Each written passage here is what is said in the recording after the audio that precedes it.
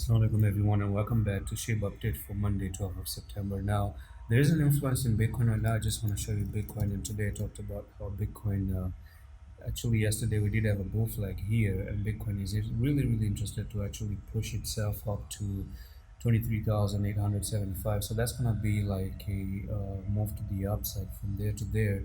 We're talking about nearly 9%. Probably someone can place a stop loss down at 21,500 or maybe 21,429. Now, at the moment, this is going to actually affect SHIB as well. We might be looking at SHIB making some move to the upside, of course. And all of a sudden, I know you had a bear flag, and then again, you have to also watch Bitcoin. So all of this matters. Okay, so right now it seems like SHIB is doing nearly the same pattern right now, which is a continuation pattern. Break that continuation pattern, and we're looking for SHIB to actually go from there to there, and that's going to come up to 14,000 and something, but still not good enough to actually break the flag. The flag still is extended resistance. Okay, you really need to properly go to 15,000 first.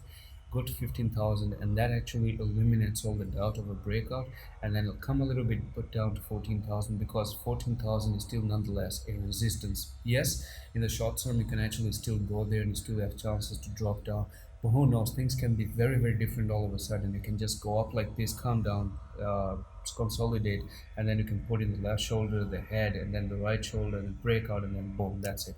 And that's pretty much it for this SHIB update right now. Let's see what happens, and I'm going to see you the next one. Hello.